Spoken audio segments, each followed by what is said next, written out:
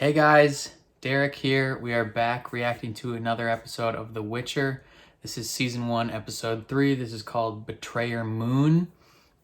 Last time on The Witcher, we spent quite a bit of time with Yennefer. We got to see how she started out as just like this farm girl who gets like made fun of brutally. Her stepfather sells her to another witch who takes her into this school to become a witch.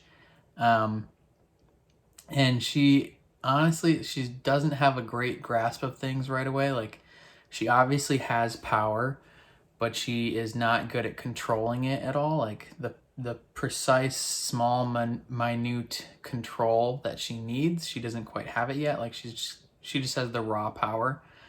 And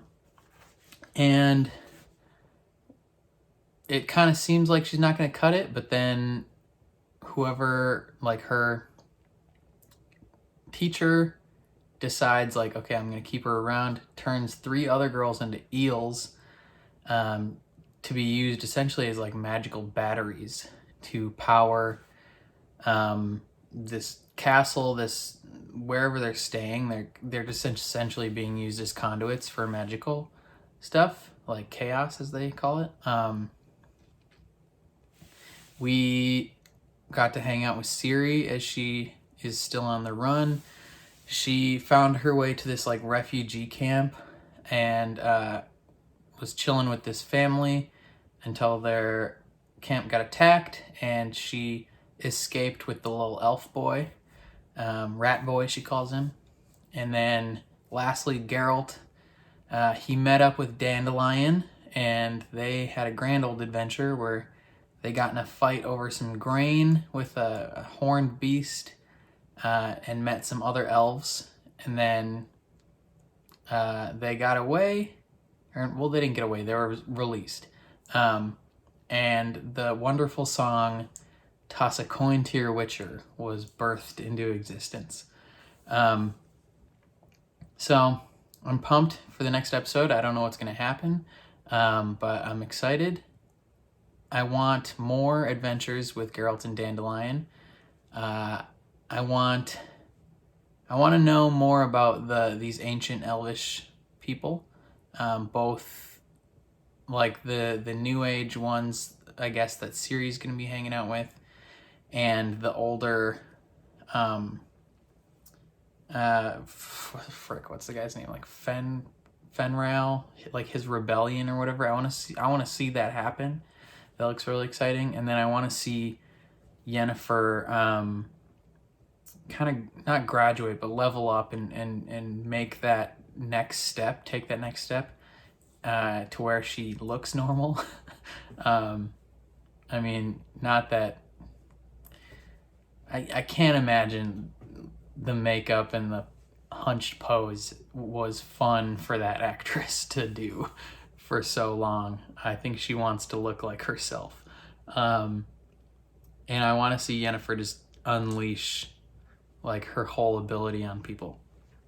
And then I just gotta remember that this is 3 separate timelines, and I gotta watch out for hints and stuff throughout, because they talked about in previous episodes, they talked about Fenrail, I think Fenrail's rebellion or whatever, and then in Geralt's timeline you actually meet him. So there's interesting little tidbits strewn throughout that if I didn't know ahead of time that this was a non-linear story, I think it would blow my mind when I actually figured it out. But yeah, we're gonna jump right into this episode. If you like my reaction or the episode itself, please leave a like on the video. That helps so much. Please subscribe. Like, seriously, please subscribe. That is the best thing you can do.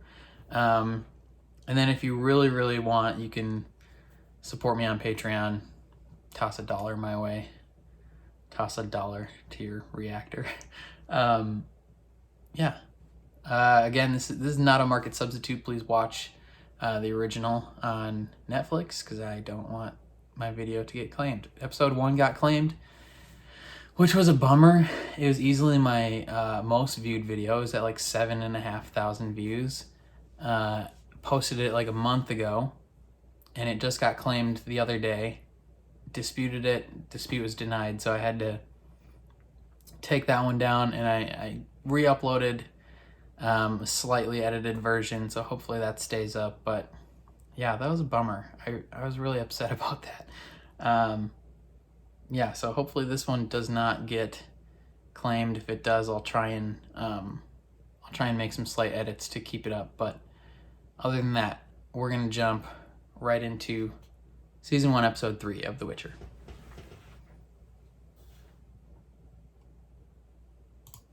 Okay, that was a crazy episode. Like, we didn't see Ciri until the last 2 minutes of the episode, and that was just trippy as balls and weird and ominous, and I don't know what's gonna happen. So this is really exciting. So almost the entire episode was just cutting back and forth between Geralt and Yennefer. We didn't see Dandelion this whole episode.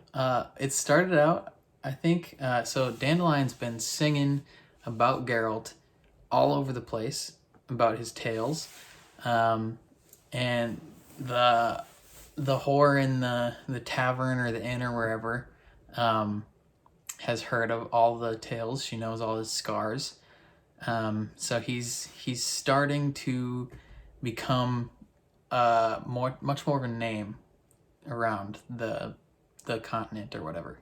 And then he hears of a monster that he can go fight for coin in Tameria, and he's like, all right, sick, on my way. Leave my horse here for some reason. So he goes to Tameria, meets King Foltest, he meets Triss Merigold, who I don't know how I fully feel about her in the show yet, but in the games I was team Triss all day. So like, when you could choose between Yennefer and Triss, I chose Triss. Triss is way cooler than Yennefer in the games. She's way sassier, and she's like really charismatic, and I just liked her better. Like, I know like the canon story or whatever in the games, at least, is that it's Geralt and Yennefer, but I never really got the dynamic, because I mean, I started with the second game. I didn't play the first one. I don't know if Yennefer was in the first one, but I started with the second game, which featured Triss heavily, and then she was also in the third game. So I was like, when Yennefer came about in the third game, it was kind of like, yeah, why would I choose you? I like Triss. And she was okay in this episode. I'll have to see more of her, but yeah, they kind of go on a mission of sorts to cure the princess of Tameria from being a Striga.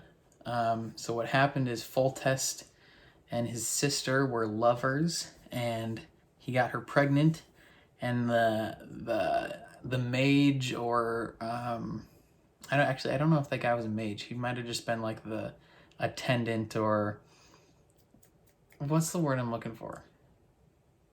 He was like, I don't even know the word. Like, he handled stuff. He got stuff done. He was I'll just say attendant. He's like the second in command of all these things. And he was jealous, so he cursed Foltest, or at least was trying to curse Foltest. Ended up cursing Foltest and his offspring. So when when the sister Anna died, this thing was just kind of like festering inside of her for years, and it eventually turned into this gross monster.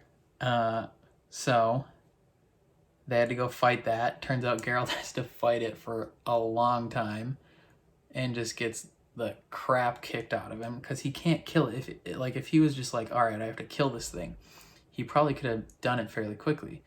But he's like, I have to hold back and fight this thing and keep it alive and keep it out of the crypt until the sun comes up and it'll turn back into a regular girl. So that was intense. He gets it done though. He saves her, and now he has hope for the future. Like, he was previously of the mindset of like, I failed to save this other princess in Renfrey, and now he has to save another princess, and he manages to save her, and so now it sets up the future storyline of, I have to save Ciri. She is your destiny, Geralt. The girl in the woods will be with you always.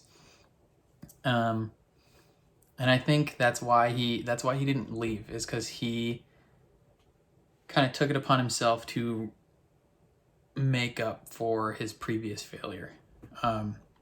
So I think Geralt is like he's like the outlier among witchers, where like for the most part, like like Foltest said, the potions that they take and the mutations that they undergo take away their emotions. Geralt, it's like it took away 90% of his emotions. Like, he still feels things and wants things, but it's like, it's very rare and it generally doesn't happen. But yeah, Geralt he's still built as frick, but he got tossed around. But he got it done in the end, so that was excellent. And then Triss saved him. And then the thing that he gave the king, somehow Triss got it back and gave it back to him as part of his payment. So I think eventually he will give that to Ciri. Yennefer opened up just straight banging that guy. I thought she would look more deformed, but I guess, I don't know, she looked fairly normal in certain parts of the episode. Until she had her clothes on, that's when she looked like the most deformed. Her and her Bonal, that guy, they're about to go through initiation, and they can essentially go be whoever they want now. And they get to change their appearance. He doesn't want to change his because he already thinks he looks awesome. But she obviously wants to become powerful and beautiful, and she never wants to be that small deformed girl from back home. And then she finds out that because of her elven blood, she's not going to be going to the location she wants, and she's going to be going to Nilfgaard instead. I don't know if she'll still end up going to Nilfgaard, but I think she's going to go to where this weird king that's like clearly attracted to her wants her to go. So she's upset about that, and so she's essentially is going to like quit or something. Like, she wrote a letter to have her father claim her so that she's not like considered elvish or whatever, but obviously that's not going to do anything. So she misses it, but then she goes to the dude who changes the people or whatever, and she's like, yo, if you're a man, you'll fix me. And he's like, well, can't have anyone doubting my crafting ability. So he's like, all right, let's do this. I'm gonna put you under. And she's like, no, fam, I'm gonna be awake for this. For whatever, I mean, maybe just as a precaution so that she knows that he actually will do it, because otherwise he could have just knocked her out with the stuff and then not actually done it and could have gotten the lady and turned her in. So she, kind of on her part, being like, I'm gonna make sure this happens. She was naked a lot this episode. I'm gonna have to blur some stuff out, or because some of that stuff was like important, so I can't just like cut it. So I'll have to blur that. yeah, dang, like she gets like her whole body just gets like cranked back into place, and that must have been so flippin' painful. But she just powered through it and then comes out hot as frick, and then strolls in and is like, yo, I'm doing what I want because I'm fine as hell and I have more power than you guys. Like her teacher tried to step in and be like, oh, let me dismiss this girl. And she's like, excuse me, I'm here to run the show. Get off my back. And the king was like, oh, I like this girl. I'm going to take her wherever she wants me to go. And so Yennefer is currently like living her best life. And her boyfriend that was like, you'll never be beautiful or strong. You'll never feel good enough. Like, he's probably kicking himself because he's like, frick, man, this girl liked me and I was a dick and now she's super hot. Oh man. And then all her classmates are like, gosh dang it, she's prettier than us now. And the one girl that was supposed to go there, she's like devastated because she got the cushy job and now she's gonna have to go to Nilfgaard. Yeah, oh man, this one thing, this episode, it was super evident the shifting timelines. So having named characters that like appear physically as themselves in multiple time frames made it super obvious that these are 3 separate timelines. I mean, Ciri you couldn't tell, but with Yennefer's timeline as them being kids in that room, and then Geralt's timeline of the king being an older man, you definitely can tell that Yennefer's time is much farther before. Not crazy long, probably like 40 years maybe. Yeah, 30 to 50 years before. And then I don't know how far after Geralt's timeline Ciri comes along. Probably not super far. But yeah, it was a lot more evident that it was different timelines. So that was cool to see. Like, knowing this is probably the episode where most people figure out that things are not happening at the same time. And then speaking of Ciri's timeline, like, I don't know what the frick was going on. She wakes up in the woods and she's like hearing voices that are calling her name, and she's like in a trance, and she just walks through this like battlefield, it looks like. So I'm guessing we're going to be witnessing some sort of big fight there eventually. Because it's just corpses and everything, and she's just strolling along into this like almost like a wall of trees. And Rat Boy wakes up and he's like, frick, Ciri, what are you doing? Chases after her. First time someone's called her Ciri, I believe, in the show, but then all the voices are calling her Ciri. So he's running, arrows start flying, like, who's shooting at him? What is going on? He gets tagged right when he's about to get to her. Hopefully non-fatal, because that would suck. He seemed cool. And she just kind of strolls into the woods, like the creepy, ominous woods, and she's gonna like die or something. Well, she's not gonna die. But I want to know who's calling her name. Why is she in this weird trance? Who's shooting at the elf boy? Like, what is happening? And then it just ends. Frick. This show is so good. And it's so confusing, and I love it. Like, The Witcher is so baller. And Henry Cavill is jacked out of his mind. That guy's shredded. I wish I was Henry Cavill. The wig, you could tell a little bit that the wig wasn't the greatest. Hopefully they can improve upon that next season. That's like literally the only complaint I have about the show is Henry Cavill's wig is not always the best. I mean, for the most part, it looks excellent, but there are a few times, like when his hair's messed up, like when he was injured after and Triss was healing him, you could tell his wig was it was a little more obvious that it wasn't actually his hair, but it's fine. What's gonna happen next? So I think Yennefer is going to.